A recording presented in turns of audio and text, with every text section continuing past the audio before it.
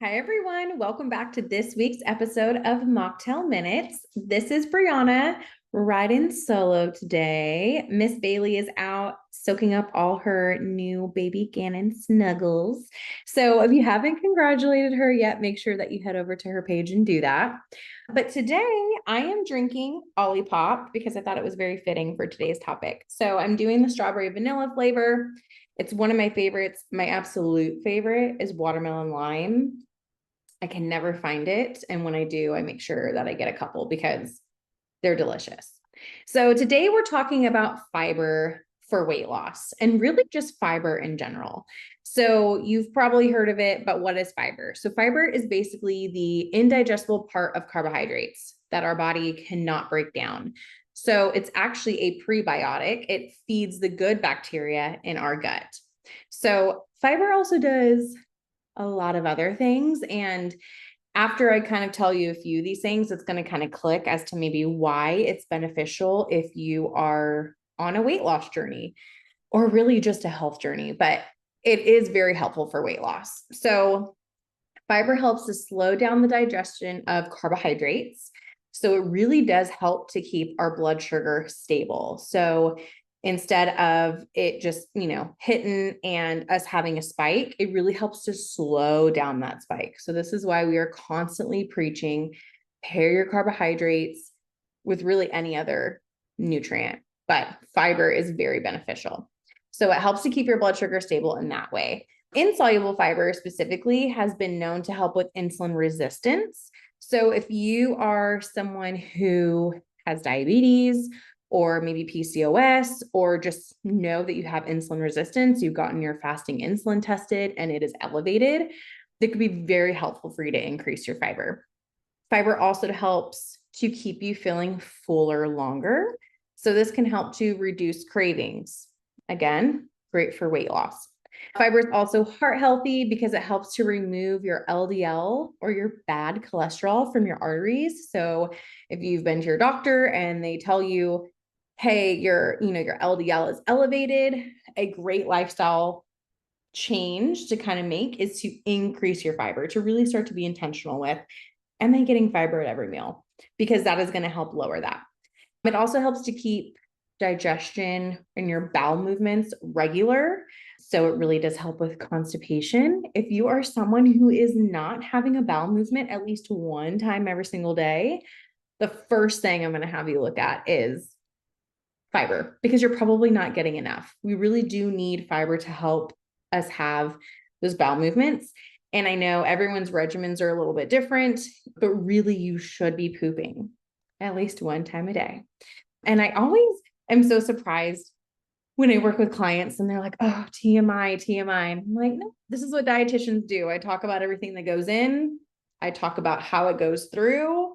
We'll be talking about how it comes out. Okay. So poop every day, fiber helps with that. And the other thing that it does, it helps to maintain good gut bacteria, which we're learning so much about the gut microbiome, but we know that that helps with immunity. It helps with so many processes in the body. So help keep your gut happy, eat fiber. And lastly, it really is a form of detox, or it helps with a form of detox. I would say pooping is a form of detox because it's one of the ways that we excrete waste and toxins. And so again, keeping those regular bowel movements is going to kind of help with that pathway. So the current USDA recommendations for fiber is like 25 grams for women and 38 for men. And I believe it's higher because of the prevalence of colon cancer just being higher in males. And fiber does help to protect from colon cancer. I guess that's another benefit. So I would assume that's why it's higher for men, but really 25 for women, 38 for men, or some people break it down to 15 grams of fiber per every 1,000 calories that you eat. So, 25 doesn't sound like a lot, right? But it's thought that, or it's not even thought, we know this. We have data that shows about only 10% of Americans are getting their daily recommended intake of fiber. That is crazy low. And honestly, we know that the average American gets around 10 to 15 grams a day. So, if you were to think about like, 14 grams per every 1,000 calories. Most people are eating more than 1,000 calories. If not, you absolutely should be. So we're just not consuming a lot. And I think really why is we're not really taught a lot about fiber. We're not really taught what foods it's in. And if you kind of look, again, I'm always going to go back to my conspiracy theories, not even conspiracy theories, but just like, let's look at how everybody's diet patterns are. Most of the popular diets are very low in fiber, so if you're thinking like keto, anything low carb, keto, carnivore, low in fiber, minimal, very low. And then if you're just thinking about being scared about carbs in general, maybe you've really pulled back on your carbs, you're going to have low fiber. If you're scared of fruit, low fiber. If you don't eat things like beans or bread, grains, low fiber, right? So a lot of times we end up in this place where we're not getting in adequate nutrients because we're trying to be more health conscious, right? We're trying to, maybe lose weight or, eat healthier or follow some sort of trend on the internet that like claims to have all these benefits. And in doing so, we kind of like work against ourselves, right? So you're not alone if this is you. Most people are not getting enough fiber. And I think it's not talked about enough, especially when you want to lose weight, because we focus a lot on protein. And again, I'm always going to be protein forward. I think that that's a very good first step to really help you with weight loss, help you get mindful of your food, really kind of help silence some of that food noise because it is satiating. But in doing so, we kind of forget the other nutrients that are super, super important. And if you are eating a lot of protein and maybe you're eating a lot of protein, but still low calorie, it's going to be hard to get in fiber because you're going to be full.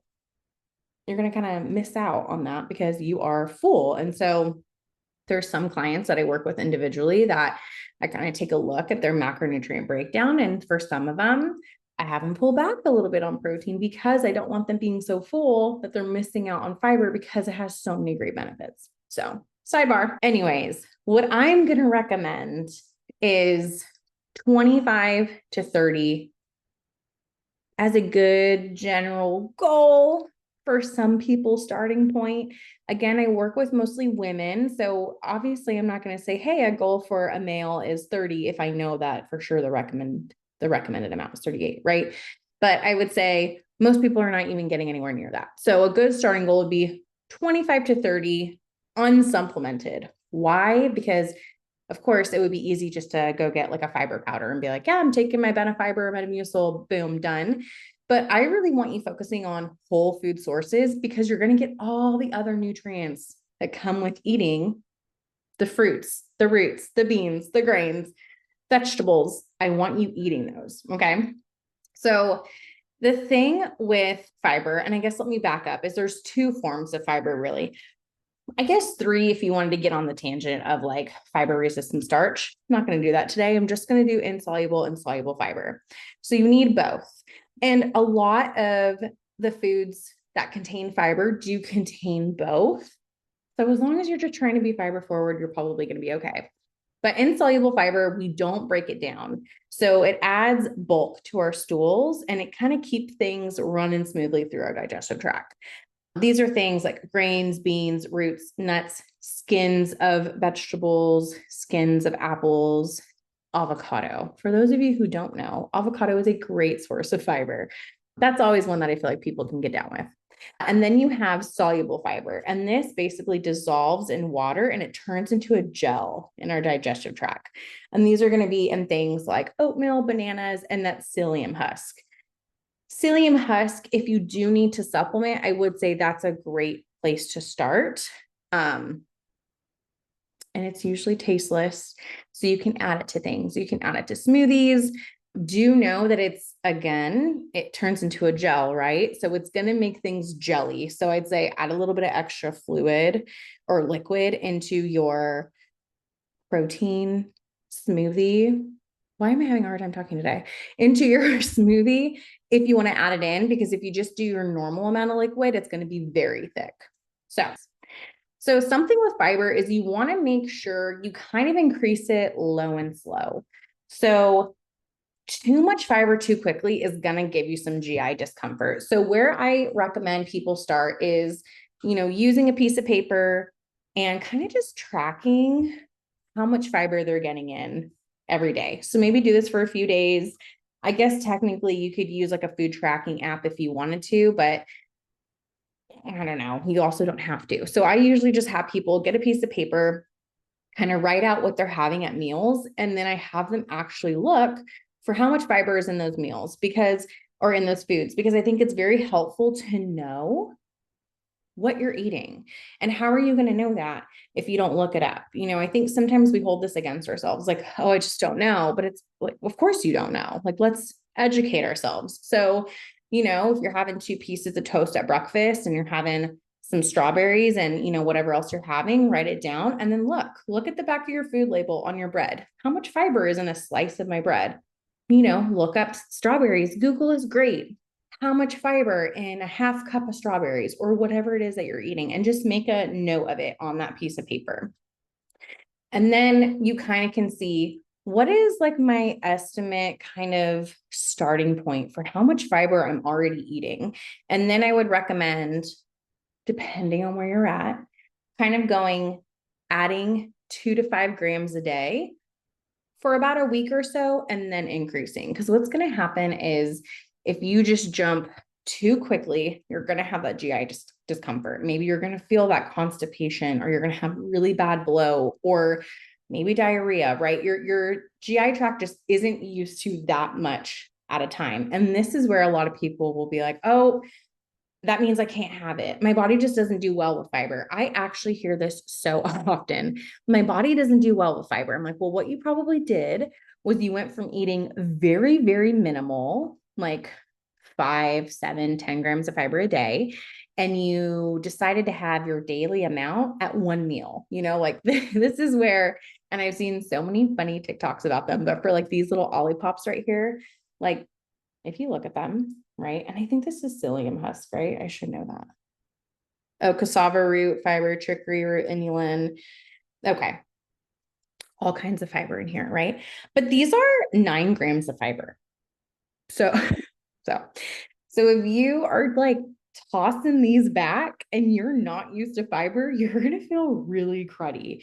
And this is where I work with a lot of clients, and, they'll start to be mindful of like, ooh, they're starchy carbs, and maybe they're doing some swaps, maybe they're doing like a lower carb wrap, right? So for lunch, they're having a low carb wrap, which is usually high in fiber, which is why it's low in carbs, right? Because remember, we don't digest that part of the carbohydrate, if you will. That's a very simplified way to put that, but we don't digest it. So they're low carb because we're not digesting all of it. So they're high fiber. And so maybe your wrap has 12 grams of fiber in it, and then you mixed it with some other, maybe some cucumbers or whatever it is, and then you had an Olipop. And so just your wrap and your Olipop alone was like over 20 grams of fiber. And it was so much more than you were used to. Yes, you're not going to feel great.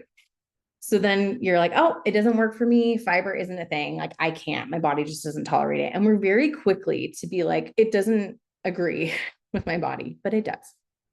You just have to do it slower. So this is why I like to say, instead of just blindly being like, increase your fiber, which is good advice, but I'm here to walk you through it, because I want you to be able to stick with this and apply and find something that works for you.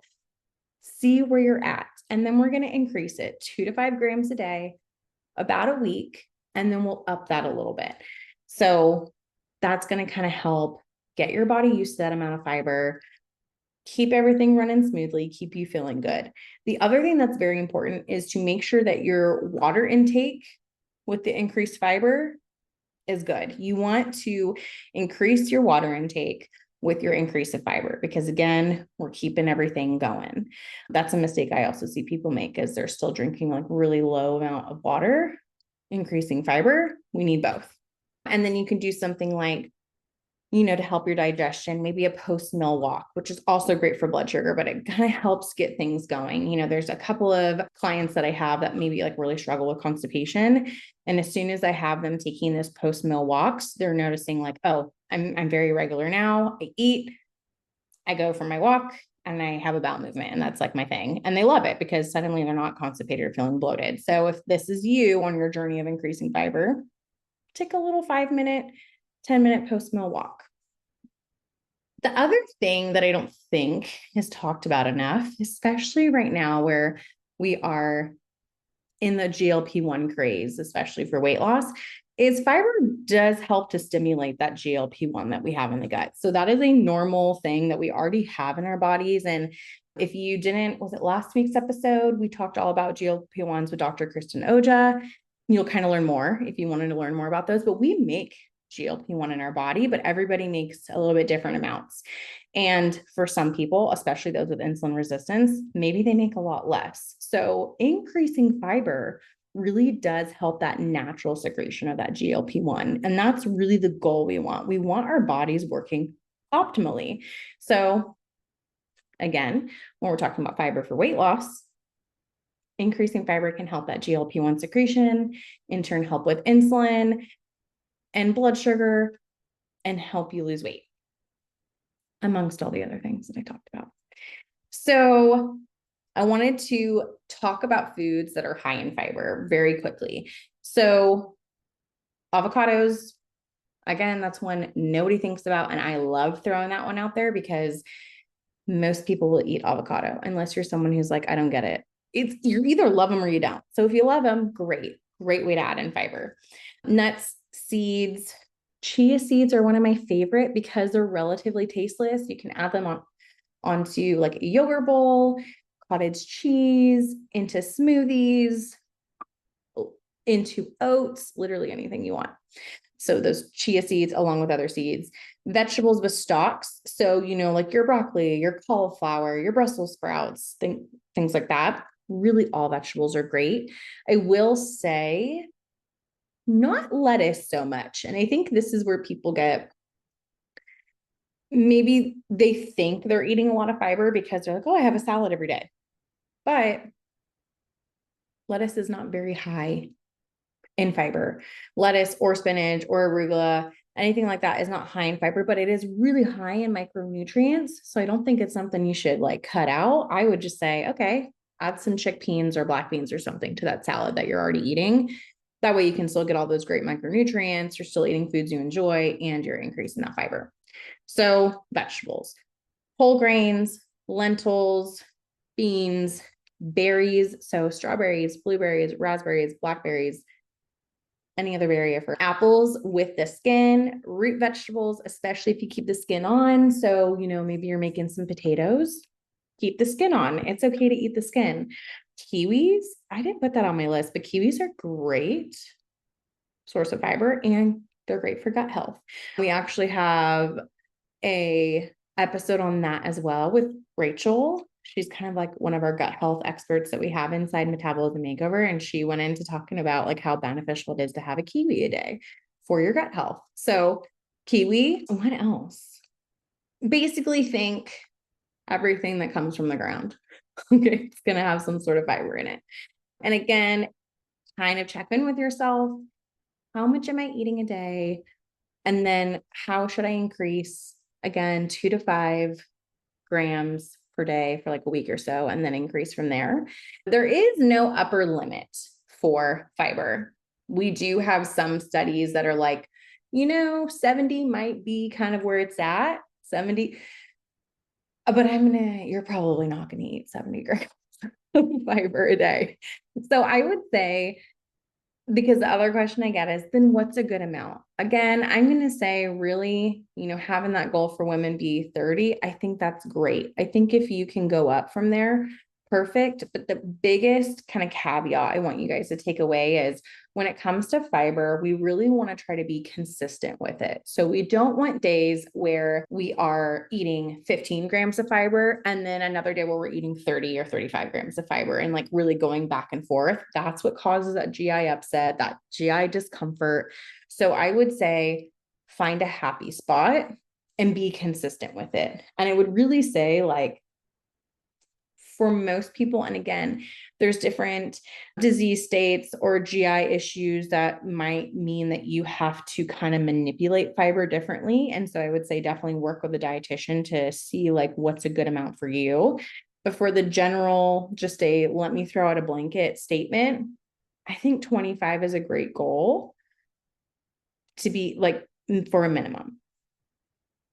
And then again, adjust from there. But I would say anything you can be consistent with. So if you know what, I can get in 30 grams of fiber a day. There's days that I could get much higher, but no matter what I'm doing, I can kind of get in the 30 grams, even when I'm traveling, when I'm on vacation, when I'm whatever it is. I would say that's a great goal for you to keep things consistent. And then that could be a place where you can slowly build up your skills to increase later on, where now I'm getting 35 grams of fiber even while traveling, that sort of thing. Because where we're having like a lot of that GI discomfort when it comes to fiber is the drastic swings when we're going really low one day, really high one day. And so I would say pick a number that you can be consistent with to kind of keep your gut and everything happy. So again, fiber, extremely important. I don't know if you know by now, but all of the nutrients are important, and eating a balanced diet is extremely important. So think about ways that you can add in fiber, see how you can work it up that's good for you. If you want a fancy little fiber tracker or a fiber guide, you can always DM me and I will give you a free one that I have. But really, you could just use good old Google or a food tracker or a pen and paper. So hopefully this helps. I'll be back next week to chat with you guys. If you have questions, send me a DM. I have a new Instagram handle and I feel like it's such a big change in my life, but really it's not. But my new Instagram handle is brianna.dietitian on Instagram. So you can always ask me questions there. You can leave comments on Spotify or Apple Podcasts, or if you're over on YouTube listening, drop a question in the comments and we will answer you. All right, guys, have a good one.